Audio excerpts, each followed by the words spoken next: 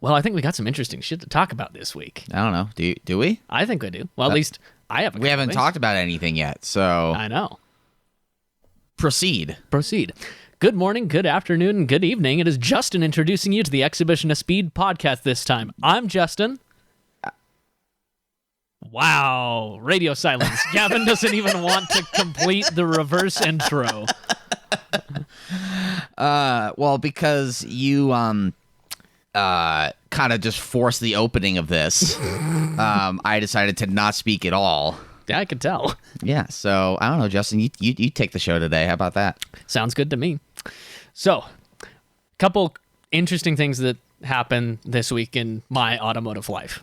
So, our friend Carson, that owns both the Mark IV. Oh, I know. I know what this is. Yeah. Yes. So, our friend Carson, that owns both the R32s that we featured in our film. He also, we actually mentioned, I think, on a podcast a little bit ago, a very brief mention that he inherited a 1950 Chevy from his grandpa. I don't know if we mentioned it. We might not have. So the TLDR is Grandpa bought this 1950 Chevy brand new in 1950, had it for all of his life, and then he passed away in 2008, I believe, but in the past like decade or so. And then his wife, Carson's grandmother, still had it, ended up selling it to Carson for a very cheap rate, wanting the car to live on in the family, and Carson finally got it over to my storage unit, where we finally started getting some progress on it. Car hasn't ran since 2008. Actually, sorry, I misspoke. Car hasn't ran since 2008. Grandpa passed away. It wasn't actually that long. It was about 5 years ago. Okay. So, car's been sitting for a while. It's only got 24,000 miles. It's a four-door 1950 Chevy Deluxe, which is actually fairly rare. Most of them were two doors. Yeah. But it's got like all the options, in quotes, with the heater and the sun visor and lots of other cool little trinkets, as well as a couple little add-ons like seat belts, because they didn't want kids riding in it without seat belts, right? Little stuff like that, and turn signals that weren't available at the time either. So all these things added on, as well as like a factory option, like for instance, an oil filter wasn't factory in those days. It has the factory optioned oil filter. What did they use to? Nothing. They just ran it back. They just ran it. Wow. So anyways, we get the car there. It hasn't run in that long. It's a 6-volt system, so we have to get a special battery for it. And the goal was to actually see on Monday of this week if we could get the car running for the Peach Days Car Show, which just happened yesterday, September 10th. Mm-hmm. And there's a lot to do with a car that hasn't run that long. You've got oil, you've got to check plugs and spark, you've got fuel, all that above.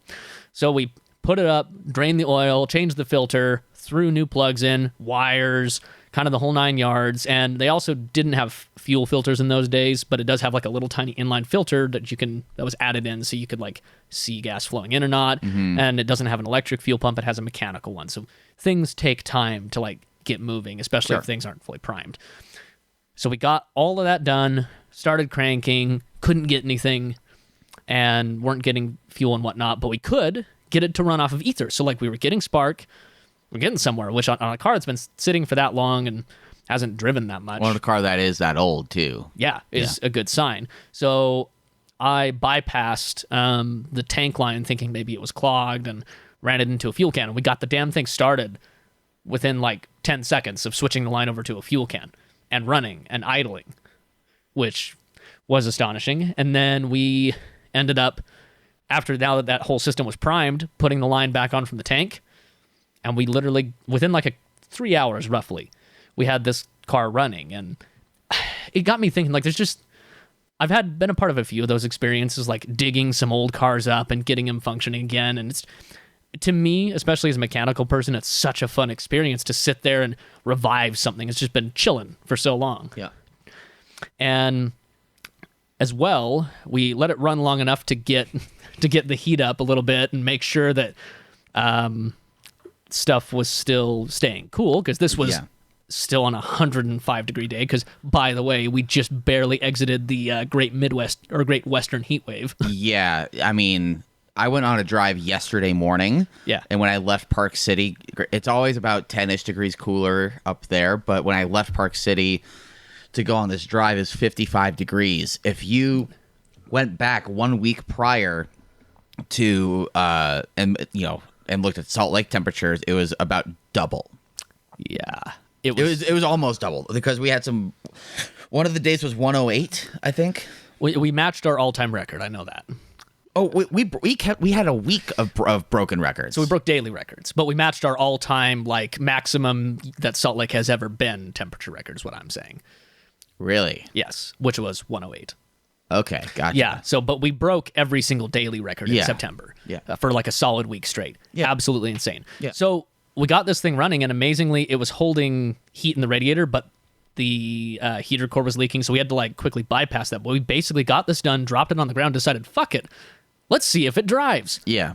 And got to drive like the car around the block. And Carson's dad happened to be there with us as well. So what was cool is Carson's dad had never driven that car. That was his dad's baby. So we have both Carson and his dad, and I just happened to be there helping fix the thing up. Right. Have this awesome moment of getting to drive Grandpa and Dad's car respectively for the first time. Yeah. And we weren't, honestly, hopes weren't that high that we would even get it running at all, like let alone get it running enough to drive. And we did get it functional enough to go around the block a couple times, which was really cool. Yeah. Until the brakes started having troubles. Well, okay. We expected something. So the car didn't actually end up making it to Peach Days because the brakes, were not up to par. They had some leaking. And they weren't going to trailer it. No. There just wasn't the manpower to have enough people to trailer it up and whatnot. So either way, like, we got this car running and stuff, and that was just sort of a really cool experience. I don't have that much experience with cars that old, especially mechanically. Mm-hmm. The principles are the same, but like carburetors versus fuel injection, there's a lot of differences, especially that car's dirt simple because it's got a grand total of 4 wires to get it running, and then you have a single barrel carb. Yeah. So there's just nothing to it. But we got that running, which to me is a really cool thing. So like, I mean, that's a huge moment for that family. Mm-hmm. Seeing as like basically nobody else drove it but Grandpa, who passed away, years ago. Yeah. At that point, and that's cool. That's awesome. Because I don't have anything like that in my family, where like we have the family heirloom car or anything like that. No. Actually, we do have one, but it hasn't really changed hands or ran in quite a while. My grandpa has a 53 Studebaker that he's been slowly building for almost 2 decades at this point. Constant project. But, that could be the family heirloom thing because I'm really the only one on that side of the family that's car driven. Right. So hopefully it would be really cool. It's orange, and he's modified it to be like an old school hot rod or lowrider.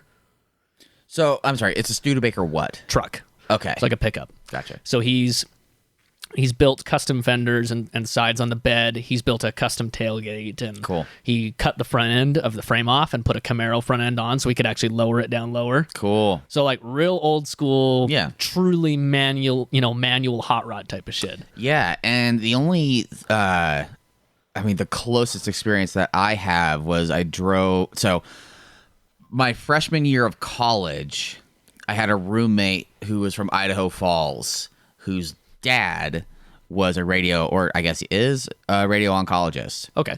They have money. Oh yeah. Like the guitars this guy has, like he has a collection of, he has a couple of breed loves. I've heard the name enough to know that means money. Yes. Yeah, like a couple like $30,000 guitars. Yeah.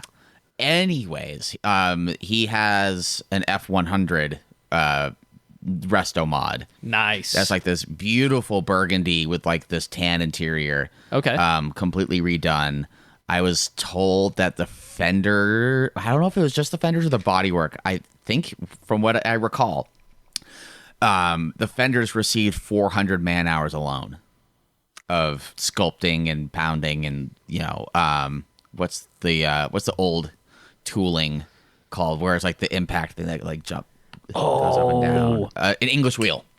Yep, English wheel. Yep. Yeah, like 400 man hours, like on the fenders just alone.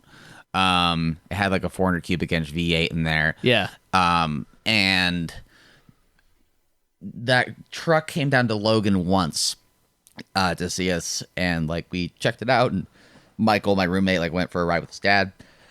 And then, so that was in 2011. Yeah. I actually have photos of this thing. like from like my first DSLR, like really terrible like Gavin Bouquet photography. Point and shoot DSLR style, like just. Yeah, before I knew how to actually use manual mode, I used program mode. Yeah, gotcha. Yeah. And so that was in 2011. Fast forward to 2015, and I take the Outback XT at the time from Salt Lake up to Idaho Falls, pick up my buddy in Idaho Falls, and then we drive east to Jackson Hole to pick up one of our other former roommates. Yeah. Because we were all like buddies in that same apartment. Or not apartment. What word am I thinking of? Dorm? Yes. There you go. Sorry, it's a slow morning for me. We're having to remember school things. Yes. Anyway, so yeah, go over to Jackson Hole, and I need to make another drive out there because that's the only time I've like driven through to there, and there's this amazing mountain pass that takes you up and over from Idaho, like into Jackson Hole and stuff.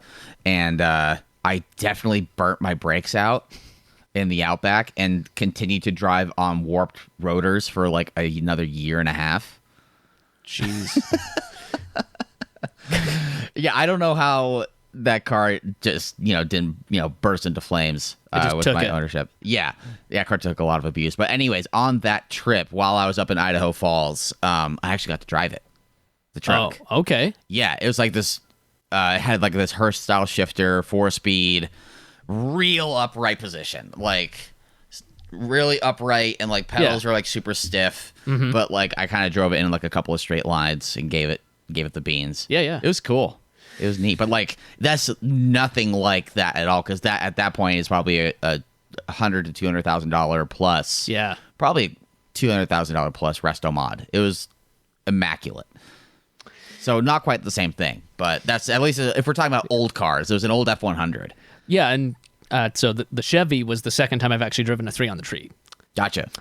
So first time was my previous employer's dad had a 39 Lincoln convertible that they had bought, done some stuff on, and were reselling. Mm-hmm. So I did get to drive that down the street once to fill it up. That was pretty cool. Yeah. Especially because that was like one of the first power convertible tops. Wow. So, like really cool for its era. Amazing technology. For sure. And then got to drive this. And it's such a different feeling to modern stuff. I actually kind of enjoy it. It's really real clunky, and you feel, you actually feel some stuff. And first gear's not synchronized, so you actually have to kind of like tickle it to shift back down into first as you're slowing down. You really have to be like under 3 miles an hour to have a hope in hell of getting in without grinding. Mm-hmm. And I was trying to find a picture of my grandpa's Studebaker, but I haven't been able to find it. I only have pictures of it in the garage because it's been there for, like I said, about 15 to 20 years at this point, because it was running when I was young, but ever since he retired in 2002, I think it's been at home in his garage, and he's just been slowly working on it. And I wouldn't be surprised if he has also 400 hours into each fender and shit like that as well. Yeah, because it's all been handmade, hand done. None of it was prefab shit, and he's also been converting it to have like power brakes, which it didn't have. It had manual brakes like everything. Yeah, of course. So he's adding a couple little creature comfort items in that are just to make it easier to live with. But yeah, I really hope that like I can see some cool stuff with that. But anyways, so like that happened this week, and then also I had a weird instance where do you remember when we got recognized for the first time? Did you get recognized? Kind of, but it wasn't exhibition of speed related. Okay. So the Sequoia that my parents own is what has kind of served as our camera vehicle. Yeah. I was helping my dad repair a couple things, namely the rear door that we've had troubles with. Yeah. Getting that fixed up and a few other little things. My parents' new neighbor comes over, or one of their kids. Okay. Is talking about, like, he has this big water tank in the back of his truck, and my dad was talking to him about it, and he starts mentioning that he does, like, fleet washing and detailing, which was interesting. Okay. So I walk out, and my dad starts showing him my setup, which is all cool, and the kid's cool and everything. We talk for about 15 minutes, and then he mentions, hey, I have a friend named Ben that mentioned a couple years ago that he had his car detailed by somebody was a Tacoma that had everything built in and whatnot. I got his last name, started scrolling through, and lo and behold, so this dude's friend, I actually detailed his car, his GTI, like a couple years ago. Okay. Apparently, that's what inspired this, and I say kid, he's probably like 20, 21. Okay. Apparently, that's what inspired this kid to like build this whole setup in his truck, is hearing about my setup through his friend, who I apparently had probably had like a 15-minute discussion after I did the work about my setup at the time, built into my truck. Yeah. Then inspired him to go do this, quit his job, Wow. and go build this own setup in his truck. Yeah. It's weird to see examples of people actually taking note of your influence. Yeah, because I don't expect it. We never do. No. Like I've had a number of people now since I've gotten into film photography. Yeah. Go, dust off some cameras that were either theirs or their parents or something, and like at least show us some interest in getting back into it. One of which is this guy Johnny Lang. Okay. That he has an interesting taste in cars because like he has a Lexus LC 500. Mm-hmm. The big V8 GT car. Yep. And then he has the A-Team van. I think I've seen that once or twice. And he also has a Screaming Chicken. Or Fire Chicken. Oh, yep. Fucking old Trans Am. Nice. With the black, like the whole Burt Reynolds, black on tan interior with the, the gold stuff. Yeah. Mm-hmm. Sorry, I'm also like searching through photos, and actually the only photos from that trip that I have up to Idaho were like with just like my buddies, and like Steve is also a pilot, by the way. Oh, okay. And so like I actually have some photos of like us like dicking around with the plane. I don't have anything from the air, unfortunately. I don't know why I don't. Anyways, what was I talking about? You're talking about film photography. Yes. Yeah. So, or like Calvin, who lives in. He used to live here. He lived here for a long time. He has a blue '67 C2 Corvette convertible, and also had. I don't know if he sold it. I think he was talking about selling it. He bought it to sell. This a base model C7. It was like just as the C8 was announced, he was like, "Cool, I'm gonna get a base C7 with the stick." Yeah. But he's the original owner of the C2. It has like over 250,000 miles on it, Which is awesome. which is great. Nothing's original on it, but Yeah, I mean, it's a clean presenting C2 Corvette with a convertible. And like he's been like DMing me of like, hey, so like where do I get stuff like developed? I'm like, well, look in your area. I don't know Syracuse, New York very well. no. I hardly know Syracuse, Utah. Yeah. But yeah, he's like busting out his old Nikons and stuff, and like I'm just vocal about the things that I like. Yeah. I just say I discover new things. I'm like, oh, I like this. Let me tell you about it, and like bringing more people into like the hobby and stuff. So on your end, seeing things with detailing and people, getting inspired to do that, like it's cool. Like it feels really good. Yeah, and that happens to all of us. Like with me, some of the more famous ones, which you love to give me shit about, understandably so, has been like the Stinger or things like that. Because you wouldn't stop fucking talking about it for 14 months. I know. I know. And guess what? If you got another one, you would not stop talking about it. Probably. And this is the same thing. Whenever there's somebody that comes up and asks me about my truck, generally I will show them because it is an interesting thing. It's not the normal way to do that, where the normal way to do that is get a trailer or a van, as I've mentioned before. Yeah. And so apparently I talked just enough with this guy that he had just enough information to pass off to who is now my parents' neighbor. And then, it's all chain reaction from there. Yeah. Really cool and unexpected experience that was like, oh, well, I guess I'm doing something right enough. Yeah.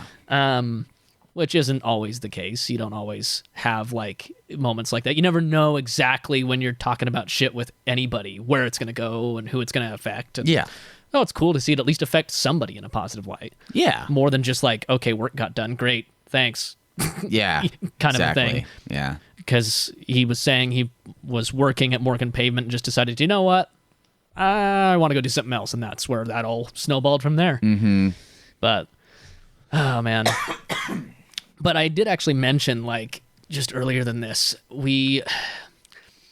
We've just exited the Great Western Heat Wave, and if you don't know, Hopefully it stays away. For about the past 10 days, from Thursday the 8th prior, so just the very late August up till now. Yeah, the last week of August to the second week of September, it's been consistently in the upper 90s, lower hundreds. Which, if you look at like our average graph, which I checked, it's hilarious. It goes like you have this normal It's like bell a 15 curve. to 20 degree hike over normal. Normal is about low 80s, and we were in low hundreds pretty consistently. In fact, I think we broke our streak of days. There's a couple different All-time days over 100? All-time days over 100 after like mid-July. Yeah. You know? And because we went 9 days straight where it at least touched 100. Jesus. Which is just insane. In fact, on Monday, I was mentioning to Gavin on one of our earlier conversations, on Monday of this week, we were only 2 to 3 degrees shy of Phoenix's temperature. Yeah. Which is asinine. Like, that's literally in the middle of desert, known to just have 110 plus degree temperatures. Yeah, we were within spitting range of that. Yeah. Absolutely. I mean, Southern California has also been going through the same thing. They've also been in like the borderline 110. Like they've been at 105 plus. Yeah. Like at the same time we've been going through this. So it's like, holy shit. And then we had the saving grace that's also terrible of all the smoke blowing in from the south, which is what finally cooled us down. So where is that coming from? I thought I heard Oregon. From at least what I've heard, California. From a couple of the big fires going there, because it blew up and blew in from the south. Okay. To kind of blow, and it cleared out all the heat. I think Andrew last night was saying Oregon. Yeah, and it very well Idaho. It very well could be a big combination because we have, as we usually do this time of year, we have fires going on in California, Idaho, and Oregon. Yeah, could be all of the above. But I'm surprised it took us this long to like get any like real smoke in the valley, because like we normally get like pollution and some sort of form of inversion mixed with nearby forest fires that are in Utah in like June.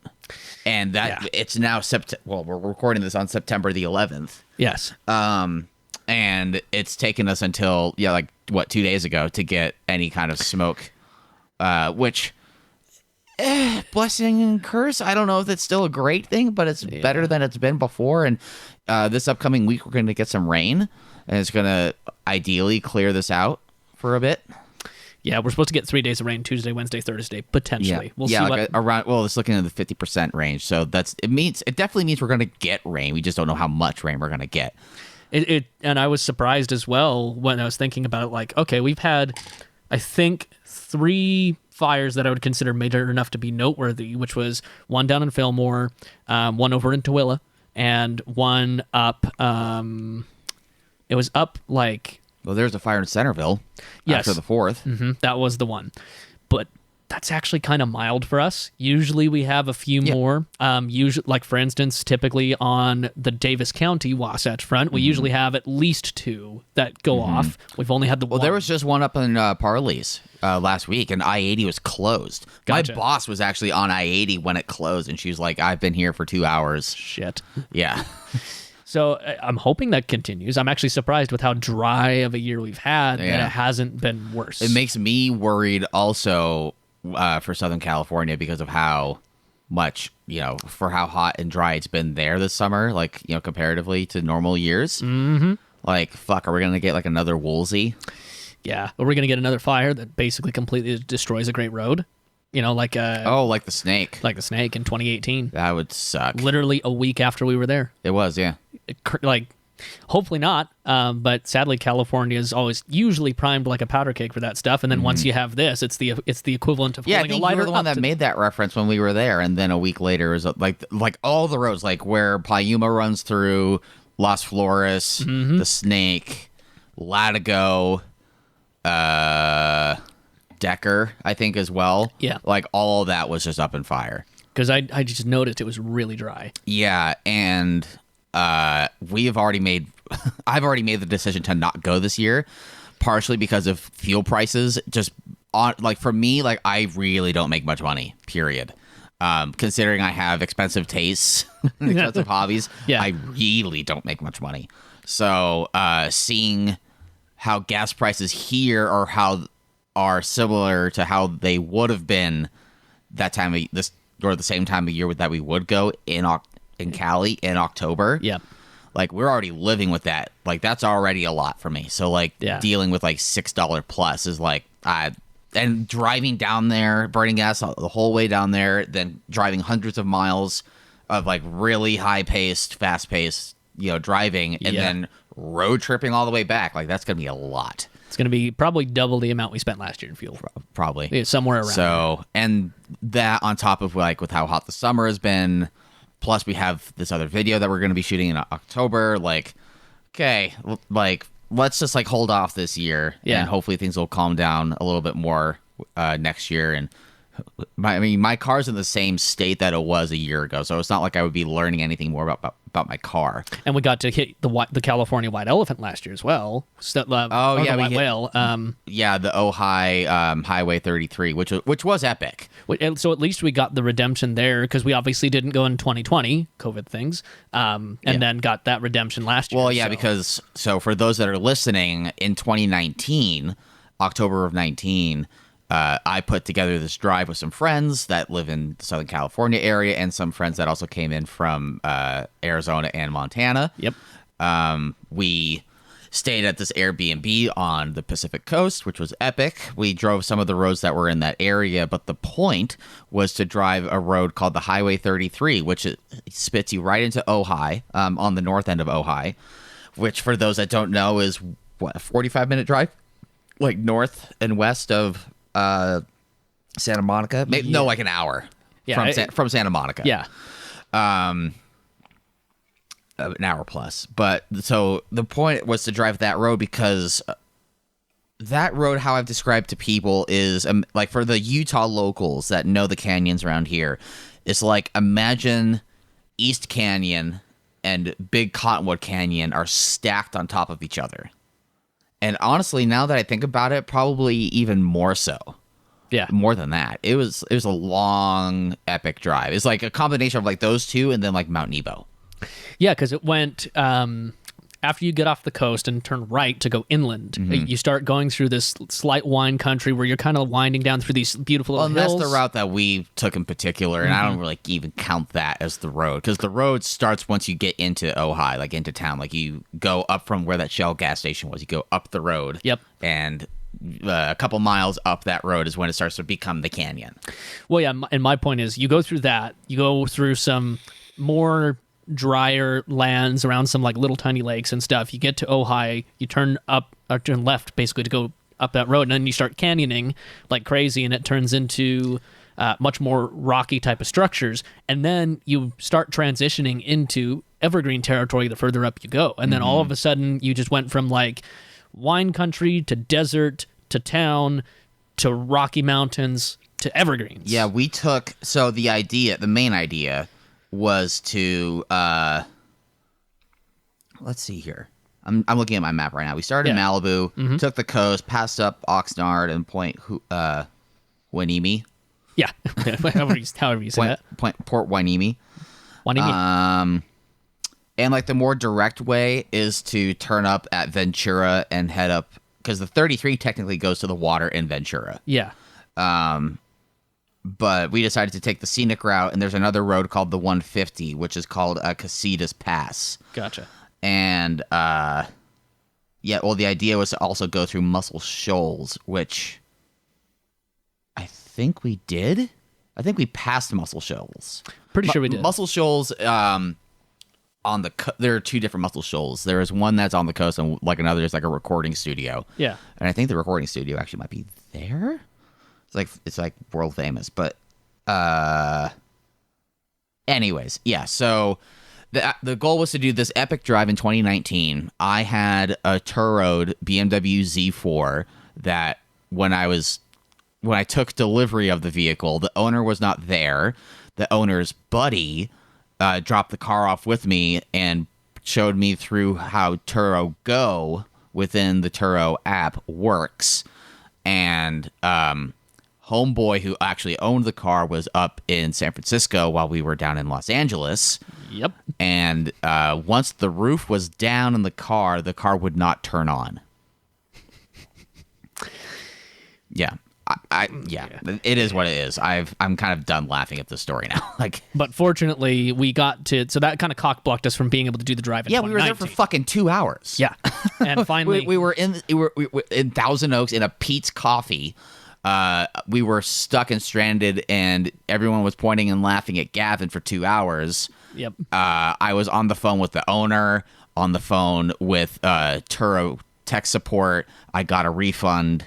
And I hopped in the Polaris slingshot, and we kind of just hung out in the area, and I got to experience the slingshot, which was an interesting experience.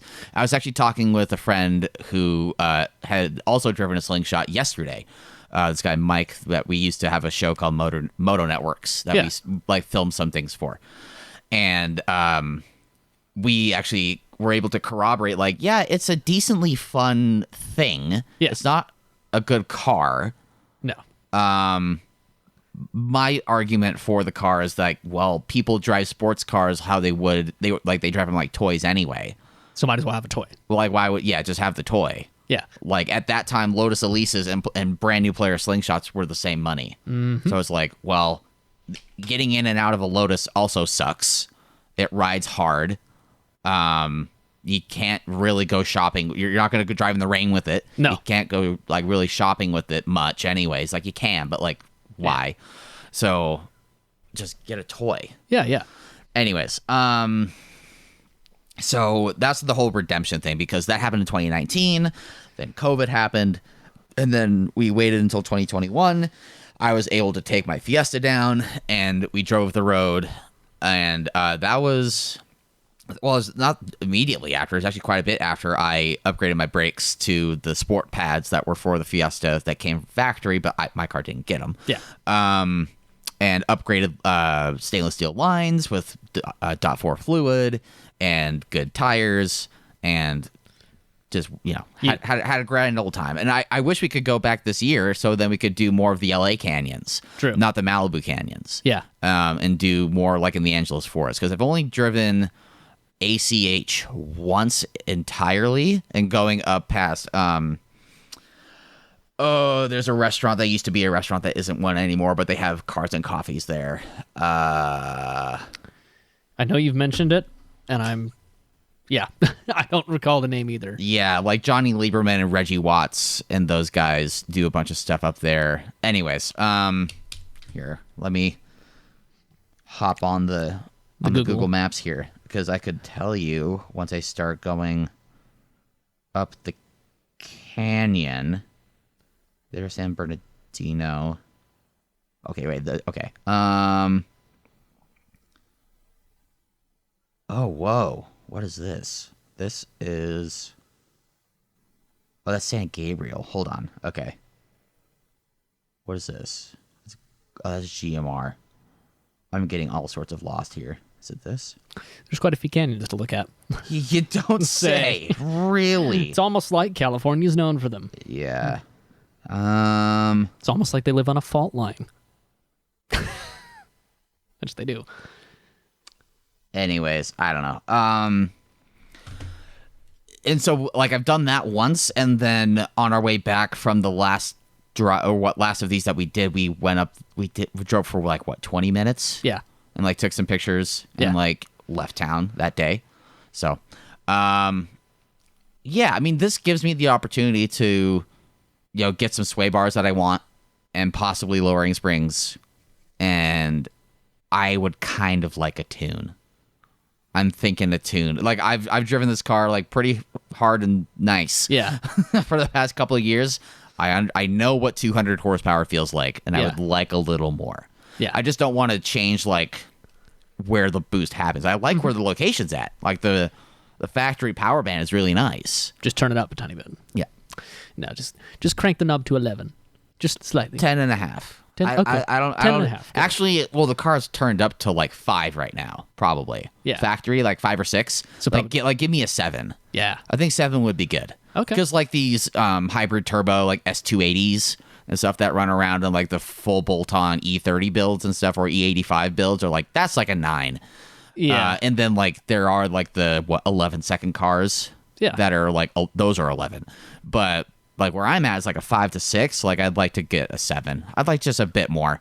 I think so, because I think that chassis can handle it without outgunning itself. I also need better tires. Yeah. Oh, actually, There you go. here's a topic of conversation. So, Rant of the moment. Go ahead. yeah, when I got my car, it came with the factory Bridgestone Potenzas. I don't know what like specific version they are, but they're effectively high performance all season. They kind of match the character of the car, like as like playful and chuckable, but like as far as actual performance, it's not great. Yeah. When I fell in love truly with the Fiesta and knew I actually needed to have one and like solidified like my choice, I was with Randall's car, which had Firestone Indy 500 Firehawks. Yeah. At the time, in 2019, they were $93 a tire for 205 by 40 by 17s. Pretty good deal. It's not like for the performance that it provided, it was a really solid deal and a borderline no-brainer. Yeah. So I became fixated on that. And when I got my car, it was only a year later? Yeah, it was only a year later. It's crazy. Wow, I didn't even put that together. I've had my car for twice as long as that gap. Yep. That's wild to me. Anyways, so after about a full year's worth of ownership of my car, I got the Indy 500s. But when I made that choice, it was not as straightforward because the price jumped from $95 a tire or whatever it was to $140. Yeah. So that's like a 40-ish% increase, which is like, okay, are these still worth it? I think they are. Yeah. And also I wanted to be able to check that experience off so I can say that I'd done that because I'd made that like such a goal in my head for so long. Yeah. So did that. The tires have been fine. I got a flat in one over the winter because we had some good days that I was able to drive with those tires on with my Integrales. Mm-hmm. And in doing so, popped one of the tires. So I moved I moved the tires that were on the front to the back, and then I just bought a new set for the front. Yeah. Is what I did. So this is a really long-winded like way of like catching whoever is listening up on what's going on. Yep. But last night, because we're towards the end of summer, I'm starting to think about next year and thinking about like winter tires, and I'm definitely moving away from my Blizzaks because I fucking hate those things. They just kill the car. Oh my god, they kill the car's driving dynamics. Yeah. But I looked at Indy 500s to see where that market was at because I hadn't looked like in, I don't know, 8-9 months. Yep. Since I had bought my last tires.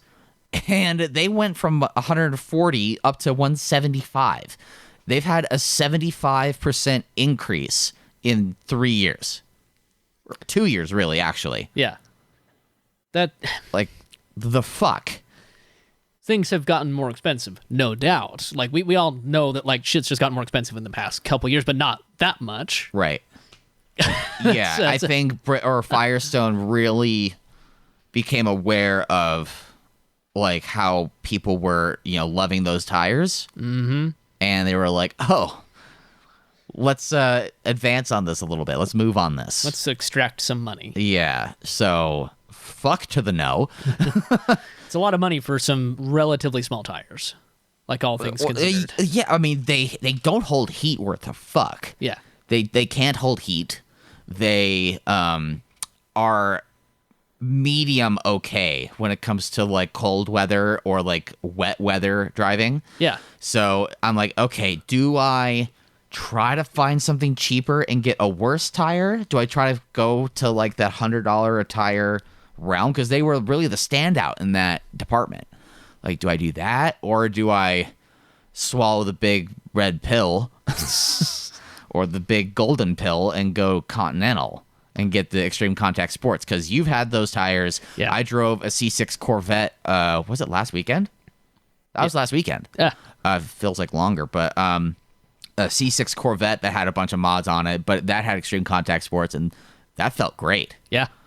So I'm like, okay, do I just make the big boy move and just do that? Like, I don't want to spend more money than like $170 a tire. That seems like a lot. Especially seeing as I also need to buy winter tires too, because winter is a coming. Yeah. So I mean, and I'm very jealous of you because most of the cars that I own. You're jealous of me? Yeah. For what? Well, because most of the cars that I've owned and put a lot of miles on, you can't just buy a pair of tires. Like, You could buy a pair for your Saab. I could buy for the Saab, yes. Yeah. But like, You've bought pairs for your Tacoma. no, I bought full sets, but that's only because I've been able to find them cheap because everybody takes off the I thought factories. you bought a pair for the Taco once. Oh, I did. Hang on. Sorry. I forgot. It was a couple months ago because fuck with me. Hang on. No, actually, I've got my own kind of extortion tire story because the reason I bought that pair was because I had that flat that was in the sidewall. Yep. That, like, I go to Les Schwab, they find the nail in the sidewall. Yeah. And they had already pulled it off, and their policy is they won't remount it if they've pulled it off to find the flat in the sidewall, whatever, Sure. et cetera, et cetera. Yeah. All fine. Yeah. But she's like, okay, so we've got, like, two options. Like, we could sell you a U set. We don't have ones that are that exact same, like, tire or tread necessarily, but they would work, or we could just sell you a whole new set. I was like, okay, what's the U set for? Oh, like 180 a tire for used tires that aren't even the same match. I literally like. You're like, why are we even having this conversation? No, I like. I wonder what she was thinking because I like reeled in disgust. I was like, I'm gonna be honest here. You do realize I can go find some Wranglers like the Goodyear Wranglers, the cheap. They're not really that shit. They're average tires that come on these things from factory for like $50 a tire for 3/4 tread left tires. Yeah. She's like, yeah, I know, and that's why we don't have any of them. Is because everybody like just buys them. Yeah. I just love to know what was going on in her head when I literally reeled in disgust at that price because I could tell she probably didn't seem like she wanted to go at that either, but they probably told her we don't have many of them, so you got to charge a lot. Yeah. Anyways, and then it was like $1,200 plus for a whole new set of truck tires because truck tires are fairly expensive. Yeah. So drove on the spare for about 3 weeks, and that's when I found the dude selling the set of 2 tires. And you also drove on a spare for a week. Oh yeah.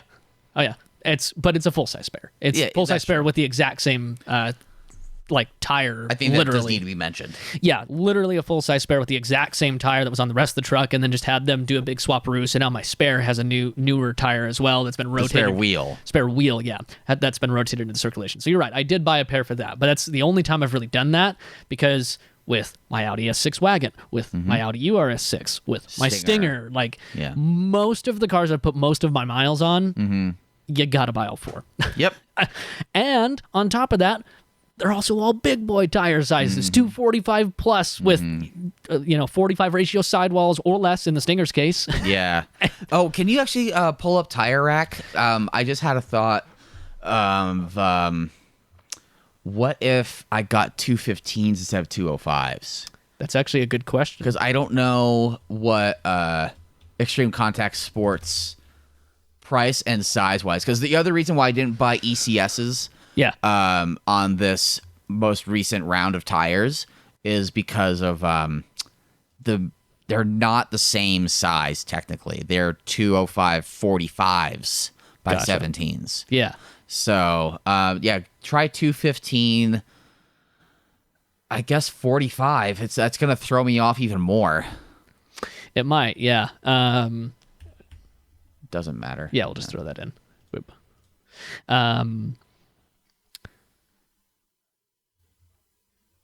So Potenzas. That's an interesting. It's another ultra high performance all season. This is similar to the Continentals. Well, it's more comparable to the original tires I had on the car. And you want to see the Firestones? See if we find. No, I want to see the Extreme Contact Sports. Gotcha.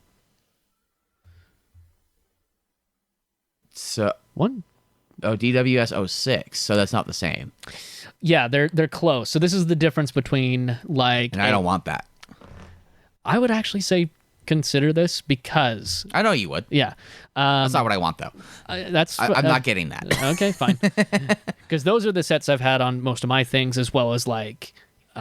The Mark V and Mark IV both have all those on there, and they're the difference between the way I'd put it between like 70% sport, 30% wet weather, and like 80% sport, 20% wet weather is what you're looking at. Yes. No, and I get that. I'm just saying that it's actually not a bad. For a lot of people, that's a viable option. The Extreme Contact DWS 06. Yeah. If I had a car that was honestly, if I bought something like an Outback XT again. Yeah. That's actually what I would put on it. Those are like pretty much everybody. In fact, even even And then get a set of Blizzaks for winter. yeah, even my one of my friends that I rent a room to here on his Kia Optima turbo outside. Yeah. Like I told him when he finally wore out his factory tires, I'm like, go buy these because they're, in your size. They'll last forever. I've put 40K on a set of these before several times. They do fantastic and wet. They do like 3/4, like 7 to 8/10 on Right. almost every category. And the thing about the Fiesta, it's so much. It makes so much of a compromise. Yep. Of everything else in the sake of fun having. Yeah. Which is really why I genuinely detest my like the Blizzaks that I have, the WS90s, for getting through snow and getting me where I've needed to be, and even doing a photo shoot on a complete snowed over road. They were okay at that. Yeah. But every other occasion I found myself in, I wanted to hang myself. I fucking hated it. But are there any other tires that are? There's those parts. 194 for the extra fucking 10 millimeters. Yep. That's not what I wanted to see. They get expensive, sadly. I mean, it's really quick. Yes. It's one of those I mean, difficult. tires are expensive right now, period. I understand that. And I've only had limited experience with those extreme contact sports. So, like, I know that these are going to wear faster. Well, yeah, because it's a sport tire. Yeah, I mean, that's a 340 versus a 560 tread wear. Yeah. So, yeah, no shit. Exactly. Yeah. It's just painful. Like, looking at that price and be like, okay, cool, that's $800 for just the tires, not including install. Okay. Well, I would go to Nate. Fair. I would either ship them to Nate or ship them to my apartment and transport them. Yeah. But that's the sad thing when you look at tires is you're like, especially when you're getting one like this that's going to wear faster. You're like, cool, I'm spending. Well, 340, that's what I have. Yeah. That's what the Firehawks are. I'm pretty sure. Yeah. But either way, you look at it like that is all just going to be dust on the road. that $800 Oh, yeah. over the next couple of years is just going to be. Granted, my car weighs 2,700 pounds and not like your Stinger that was 4,000 pounds. But can you see if they're... Actually, no, it wouldn't be... The Firestones wouldn't come in a 45, I don't think. But check and see what Firestone and Falcon too, actually. Yeah, because actually the last set of tires I had on my Stinger were Falcons, and I actually was fairly impressed. Well, the car that made me fucking cry, the yellow NSX, had 615s or 660s on them. Yeah. I think they were 660s.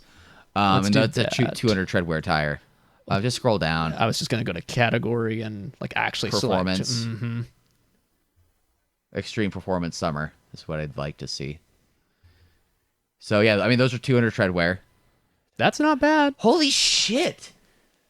Okay, so a 200 tread wear Falcon RT660, which is like a go-to, like in my world, in the Fiesta world, that's what people use to autocross in. Yeah. And absolutely dominate, is $10 a tire cheaper than the Indy 500. And also, that's a millimeter wider, too. Yeah. That's a bigger sidewall and a bigger contact patch, and it's still $10 cheaper. Actually, 10 mil wider because the one is 10. That's a whole 10 mils. I said 10 mils. You said one, but either way, like I'm sorry. Yeah. One size up. I One guess. size up, yeah. 10 millimeters. Yeah. So they have two. It looks like Falcon has two options. They have the RT660s, and then you could even like step down a tiny bit. Still 200 tread wear. And yeah, when I was actually looking at, I've had this idea of having a summer daily set, a winter daily set, and a fun having set. And the fun having set would be lighter wheels. Yeah. I would go away from the as cool as the Integrales are, that would be like a daily driver wheel. Oh, you're saying the Integrales aren't lightweight? Yeah, they're 24 pounds for 17 inch. I know. 17 by 7.5 is what I they know. are. So going from a 17 by 7.5 to a 16 by 8. Yeah. For another like lightweight set of wheels. So shave off like 7 pounds of wheel. Which is a lot. Especially on a car that weighs that little. That's a big difference. With a short wheelbase too. So going from like gaining an extra inch of sidewall and lightening up and doing that. And I was already looking at 615Ks. But the tires that were on the NSX that we drove were the 660s, I believe. Looking at the tread pattern, I think that's what it was. I think so. But that's can you scroll down more and just see what other tires are? Oh, That's so it. it's just those two. So those are their two for extreme performance summer. Let's go ultra high performance summer. See what those Which ones is are. still like a high performance. Yeah. So 300 tread wear right here. And then 340 right there. Yeah. So I mean, look at that shit though. That's the Indy 500s, like we knew. 140 for I don't know anything about the FK 510s. It looks to be more of a standard treadwear though. I mean, this is clearly an all season. Yeah. Although it says ultra high performance. I know that's just their website. Exactly. Are there more? No, that's it. That's it. Interesting. And then just for fun brevity's sake, let's just see what their high performance all seasons offerings. So Firestone has one. Firestone has two. The Firehawk all seasons. Yeah, they're pulling a Michelin by going like the Pilot Sport 4S and the Pilot Sport all seasons. Yep. Interesting. Well, I mean, looking at that, like, I mean, those two Falcons are good. Like I said, you see what I'm saying though? Like, if I'm gonna spend the money, I might as well get like a 615K that gets me a 200 treadwear. Yeah. But I also don't know if I want to daily that in the summer. So that's the thing. And also, this is not my size, by the way. We're still looking at the size that would be for the Continental. So if you go back and or go to the 615K. Okay. Yeah, go to the tire itself. Okay. And you can search up specific sizes. Yep. Available options, I think. Oh, that's just an option for the tire. So go down sizes. Yeah. So look at the 17s. They don't go down to 205. Yeah, so go to the 615. Or sorry, it's not 615, the 215. The 40. So roughly the same price. Yeah. 140 a tire. Go back. Oh, and the original intent with the 16x8 is to go to a 225. Yeah. Which should actually be a more common size. I believe so, yeah. So that might actually make it cheaper. 225, 45? It would have to be. Because that's their only option. They don't have a 40 option. Okay, so going up by about $8. Oh, sorry, we're still on the 17s, though. So go back to the 16s. Burp. And there we go. Doing all sorts of gymnastics here. Yeah. Yeah, 225.50 are 16s. 144. So they're all within the 135 to 145 range. Yeah. That's not bad. And like I said, I had never had a set of Falcon tires because I've been pretty strictly Continental just because I do so much more, not sport driving, right, but in sportier cars, that's just been my go-to because it's such a good go-to. Mm-hmm. But like the last set of Falcons that I got for a really good deal because they were on closeout when I bought them for the Stinger, I mean, I put like 15, 20,000 miles in those, and they still had about 3 to 4 tenths of their treadwear. Like, actually pretty good. Yeah, not bad. And they were way cheap. So the question is, with my current situation of I'm tossing out my WS90s for winter, I'm going to probably either Vredestein or get the Hakkapelitas. Yeah. I think the Hakkapelitas are one step above Blizzaks as far as like get her done wintertime stuff. Yeah. So if I'm doing that, I'm tossing the Indy 500s. So I have 2 sets of wheels. Do I pursue my dreams? Mm-hmm. It's going to be a lot of money. Yes. But do I pursue my dreams and buy another set of like lightweight wheels and tires, even get like a bag for them and like have to keep them nice? Yes. And get a set of like extreme contact sports from the daily wheel and then get like other tires for like the stock wheels for the wintertime. Like, what do you think I should do?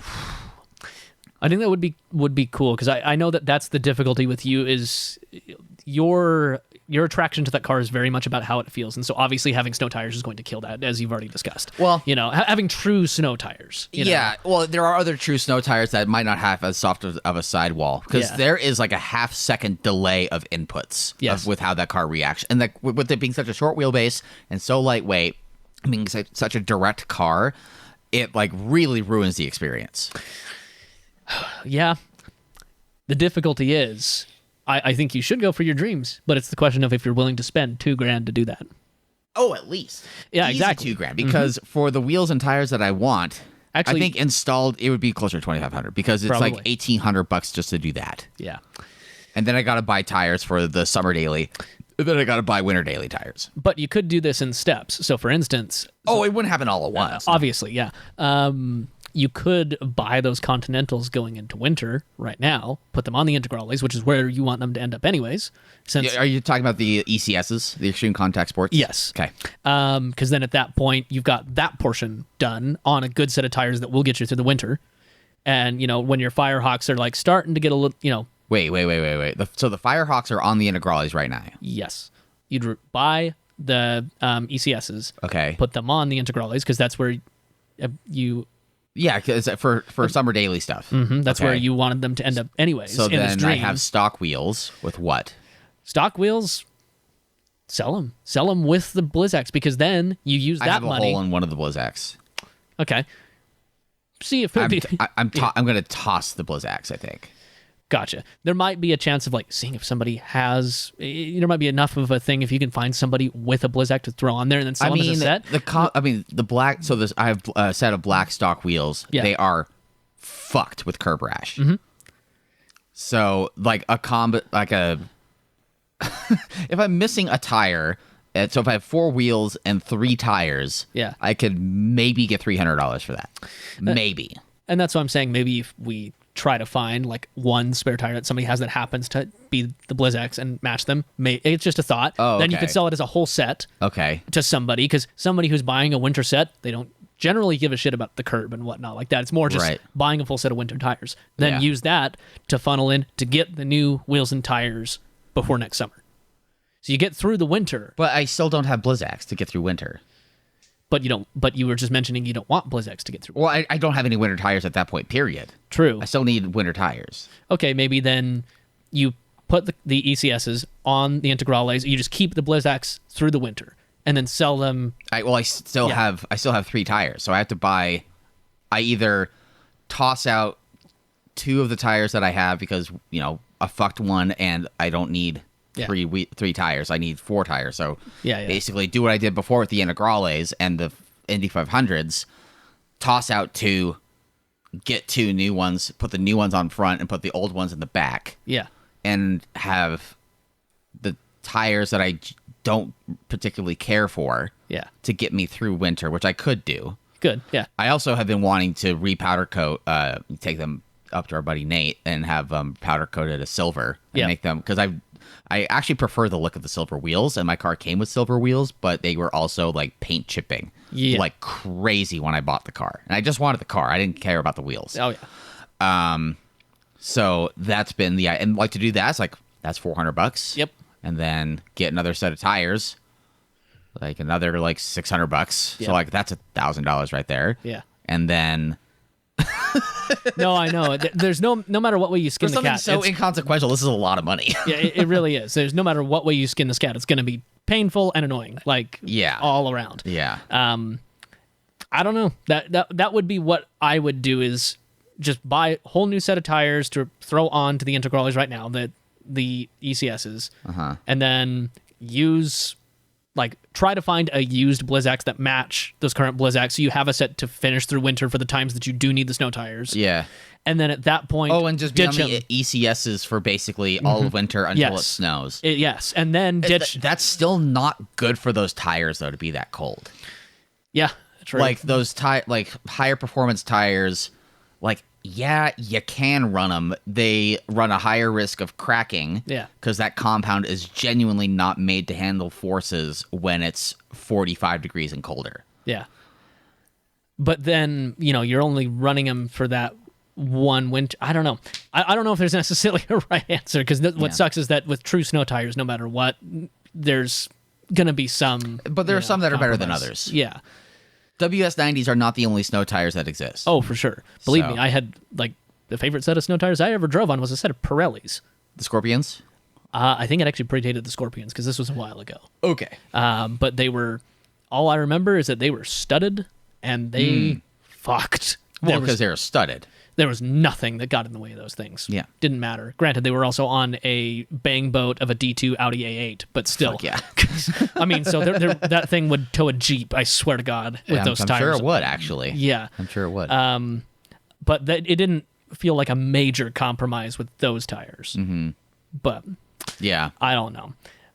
We'll see. I'll keep the people informed of what I end up doing because it's the second week of September. Yeah. And a decision has to be made and executed by November.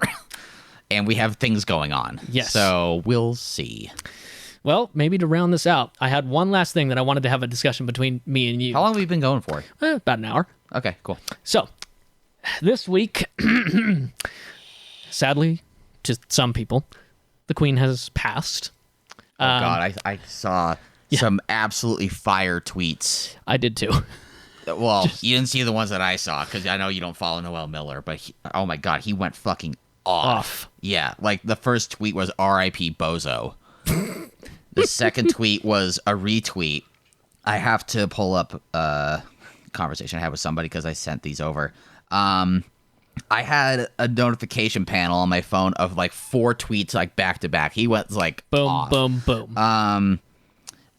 A retweet was I blew hot Cheeto dust into Queen phase and she fucking flatlined. Oh jeez. This other one, they're warming up the wax in Madame Tussauds already. And then there's this other one. So do you know what Grailed is? Like Holy Grail? No, like there's a website called Grailed. No, I don't. Okay, you should pull it up. Okay, how do you spell it? Grailled.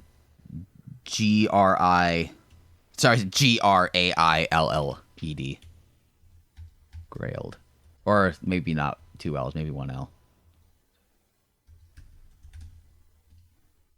We're about to find out. So it's like reused Okay. like clothes, I guess. Yeah, yeah. I guess it's like the DI or some shit. But Okay. for like high fashion. Yeah, yeah. So so Noelle tweeted, "You think they're gonna put her clothes on Grailed?" Oh jeez. And someone replied, I'm actually not even gonna say this into my mic. Okay, hang on, let me just press the mute button.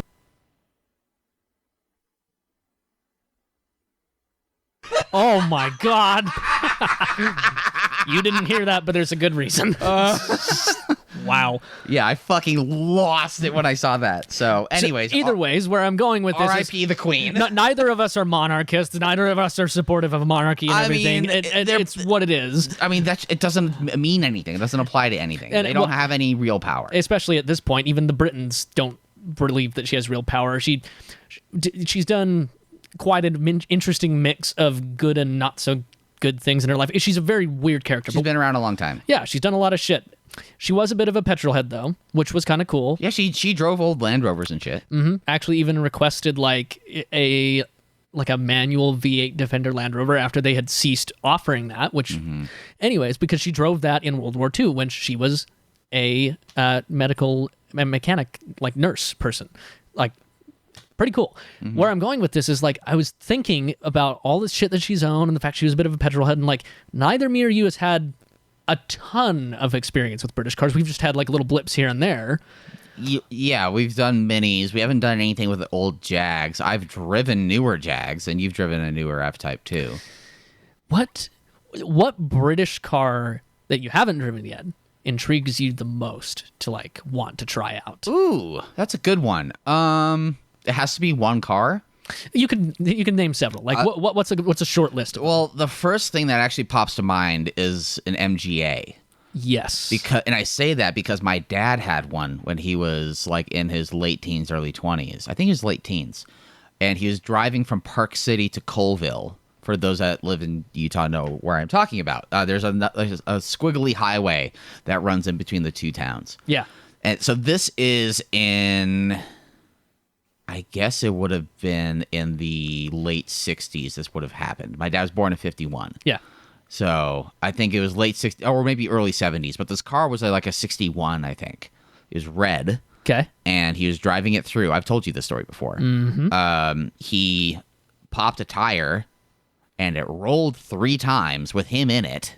And then it flipped 3 more times with him in it. Like, really fucking gnarly crash. He shouldn't have, like, lived, really. Yeah. And he's always had neck issues since then. And my dad isn't, like... I don't want to say he's, like, not a real petrol head. He likes cars. Yeah. But he doesn't... And, like, he gets, like, kind of nerdy about some things sometimes. But he's always, like, appreciated more, like, GT cars. Mm-hmm. He's had Porsche 911s. That's what got me into cars in the first place. But he's always, like... gravitated towards sports cars that are also more comfortable. Yeah. Rather than like he would be more 911 Turbo than Lotus Elise. Yeah, for sure. Paint a picture like that. So, I would like to drive that, and I'd actually like to go on a drive with my dad in that. That would be awesome. Be really, really cool. So one of mine, and we can go back and forth a couple times. one of mine is definitely a Jaguar XK120. That was the other one that I wanted. Yeah. Because that kind of Like the one that Hammond drove. Yeah. Oh, Yeah. it just... Was it Hammond or May? No, Hammond was on the bike. Hammond was on the bike. It was May when they did their big race. Yeah. And Clarkson was in the train. Yes. Shoveling coal. Yes. That car in particular is just so cool. It's got this cool factor out the wazoo with it, being the fastest car in the world at the time and just being so ahead of everything else with what they had to do. The fastest car in the world in 1948, I think? Yes, it was a long time ago. And there's just an allure about, a lot of older cars have this. That car just combines this interesting sexiness of the body and the design of that period with actual performance. Yeah. Which is rare. Quite often back then, there was just not as many public performance cars as there is today. Oh, God, there's so many, $200,000 and up cars. We're actually at an all-time high of over $1 million cars being sold. Yep. Which is also insane. Yeah. But anyways, okay, yeah, my other honorable mentions are Austin Healey's. I feel like, or like a little Sprite or something. Oh, yeah. Feeling something like, we've driven Minis. Yeah. So I don't know if it would really feel any smaller than that, but having that kind of sensation of speed with the top down and winding through a 1600cc, twin cam, I feel like that would be really cool. Yeah. Little buzzy engines. Obviously the E-Type, oh yeah, any E-Type. We'd be remiss to not mention the E-Type or the McLaren F1. Oh yeah. Because those are British cars that are over 30 years old or 25. There's two that I thought of specifically. An Aston Martin DB4. Those are cool. Those are really cool. And a Jensen Interceptor. Yeah, okay. Okay, so those two were two that I thought of. Very different cars. Very different cars. Yeah. But two cars that, we didn't really get on this side of the pond whatsoever. They are imported now because they're old. Yeah. But they were never here to begin with. Well, they were so low production volume to begin with. Yeah, so those are two more that I thought of.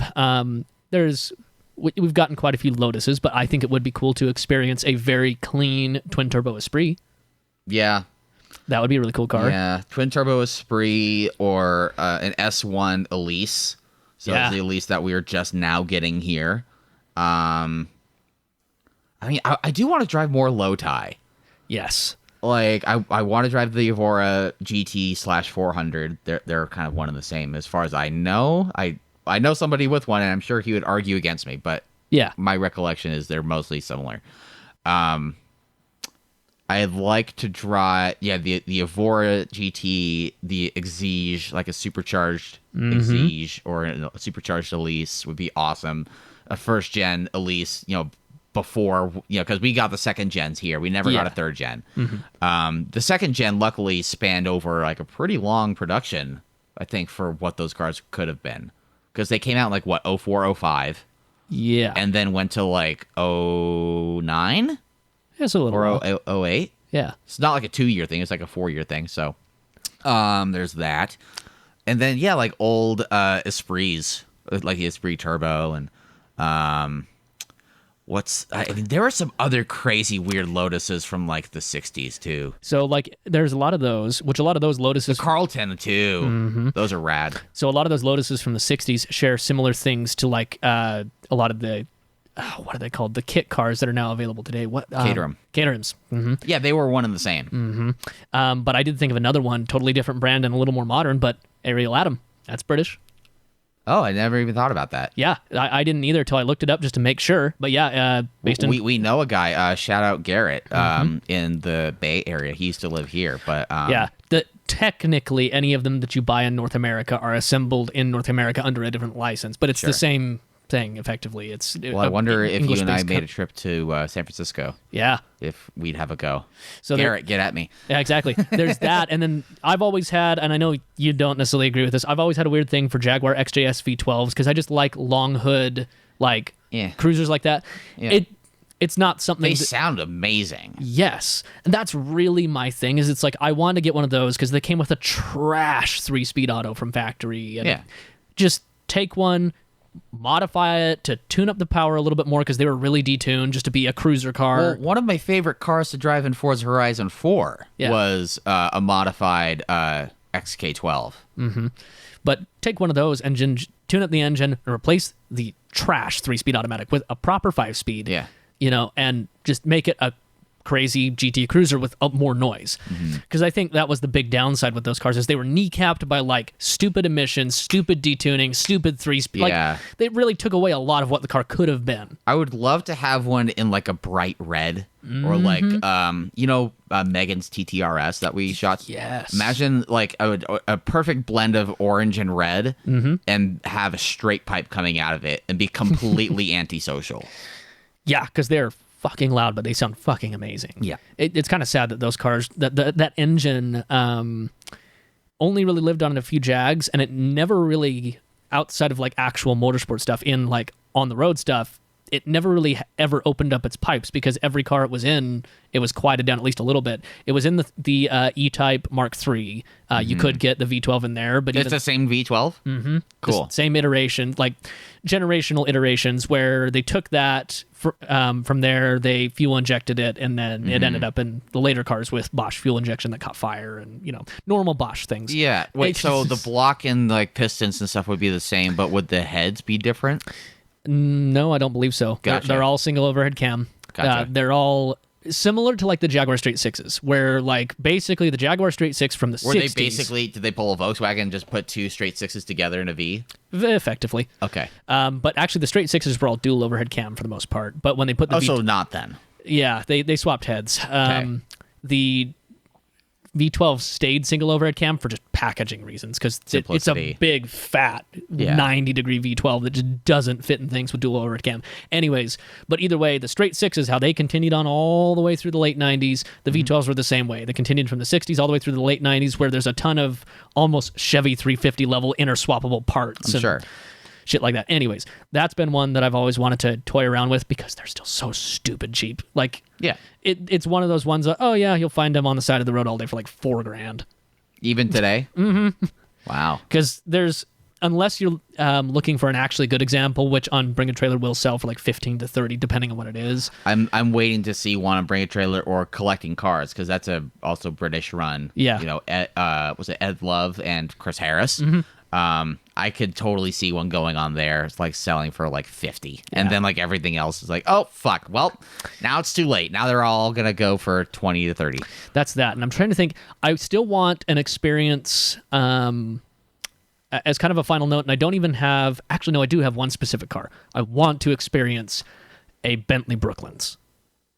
The big 2-door estate with the 1,000 Newton meters of torque, 6 3/4 liter V8. You know what's funny? I don't even really want to experience much of that in a sporting fashion. I want to drive that like down Main Street in Salt Lake, going over bumps and seeing how well it absorbs shock. Yeah, well, yeah, because the point of that 1,000 Newton meters is less sport and more just effortless moving.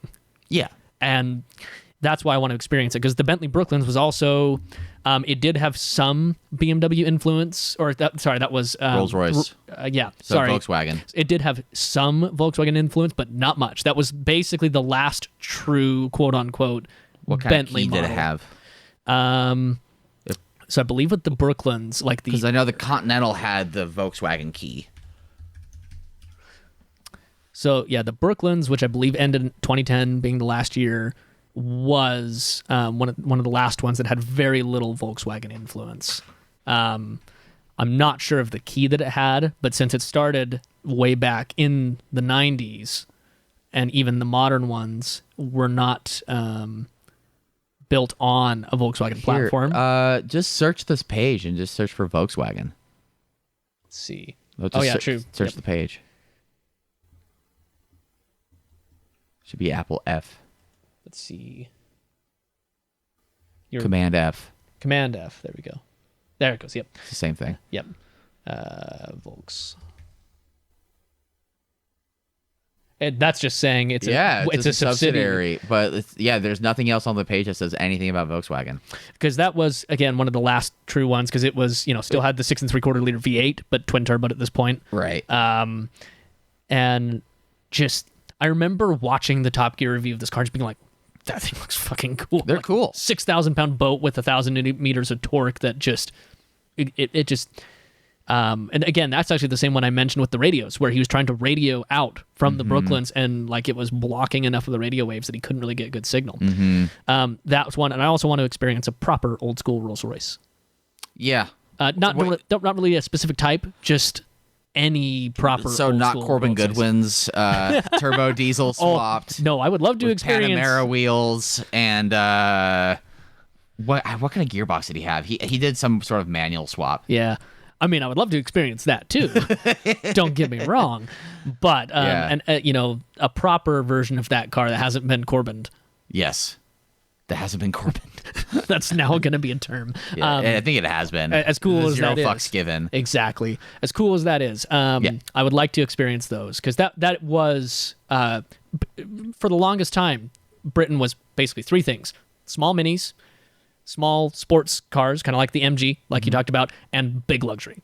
That was kind of their... And the London taxi. Yes. So those were kind of their four pillars of their automotive world for the longest time. And then you could throw double-decker bus on the end of that as well, because that was really a British thing as well. You want to drive one of those? Oh, I would love to. Oh, shit. I would love to experience one of those. That would be hilarious. Because, I mean, I've driven shit that tall before, just not with it... That tall? Yeah. With including that second deck? Yeah, I'm pretty sure I'm actually curious. Because they're going to be no taller than my semis. Proper huge. Let's see. I'm going to make sure of this real quick. Yeah, nope. I've driven shit that tall. Most double deckers, 14 foot. So same height as most of our semis here in the U.S. Because since these wrap around, like if you look at this picture, since these end up wrapping around, that picture didn't pull up, since the whole chassis is much lower wrapped around the wheel versus like a semi, the height ends up being about the same height, but you just have a lot more floor space. I would love to drive one of those. It'd be hilarious. Just having driven the large things I have to add that to the list. Yes, but you're also driving it from a completely different perspective too. Yes, that's the other thing, is that I'm driving it from about the same level of like a normal pickup truck on the road, where my seat height is. But you have so much more vehicle above you. I know, directly above me. Yes. That's the weird part. Yeah. Which it was why I want to experience the dynamics of driving a small building. Yes, exactly. A 2-story building, yeah. Anyways, no, I just wanted to like back and forth a little bit on these British cars, because I really do want to experience a few more of them, because there's a lot of them to delve into, and I know it's something that me and you have only slightly delved into with, again, like the F-types you've mentioned and things like that, and a couple Lotuses. We haven't really taken a full plunge. The Minis was probably our biggest plunge, quote unquote. I would say so. Yeah, because everything else, like I drove an F-Type R all-wheel drive for about 20 minutes 6 years ago. Yeah. You drove an F-Type V6 supercharged? Yes. Supercharged V6 for a few days 7 years ago. Yes. Been a while. I had an F-Type SVR last year for one day. And that's kind of it. Yeah. As far as like real deep dives, because and then like the Lotus I had for a week. Everything else has been pretty like from a distance. From across the pond, you could say. Funny. And I'll add one final one I just thought of. Old school Defender. Yeah, okay. If you want. In its real habitat. Not like on the road type of shit, but like actual off-road doing what it's meant to do. Because it's terrible on road. Yeah, fucking around in a field. Because that's where it shines. Yeah. Doing anything on road, no. I just hear they drive like garbage. Oh, I'm sure they do. That's part of the interest is figuring out how garbage this is where drive. Justin and I split, because unlike him, I am not really that much of a masochist. I love taming the beast. I don't know why. I get that, and I'd like to do that too, but in very different to what ways. end? To what end? I want to have an actual reward. I don't want to have the car tell me to go fuck myself with each input. Anyways, is there anything else you want to add? No, not really. Just wanted to go through that list and just figure out cars like, God save the Queen, we need to drive. Yes. If you haven't already, if you've made it this far and haven't bought any of our merch, what are you doing? Like, please do. You've made it through over an hour of radio, and you have probably heard other episodes of ours before, and still haven't bought anything? Yeah. Like, what are you doing? So there is an easy solve for this, though. You could go to www.exhibitionofspeed.com, where there are articles, there is merch, there's a fee to this podcast. There will soon be hoodies for hoodie season. We got to get on that. That's part of our meeting today. And yeah, buy a shirt, buy a hat, buy stickers. Conveniently shipped to your door. For $5 shipping, dude. Like, in this economy, yeah. like, damn. So get on that. Exhibitionofspeed.com is your source for all things EOS merch. We have a film coming up that we're going to be shooting at the end of this month. I did some location scouting yesterday about that, and have some good news about that. So that's good. What else have we got going on? I'm cutting some montages for the owners of our NSXs. I'll be getting those done today, so that'll be good to get done. Yep. And I think that's kind of it. That's about it. Until next time, I've been Gavin. And I've been Justin. And this has been the Exhibition of Speed podcast. Goodbye. Bye.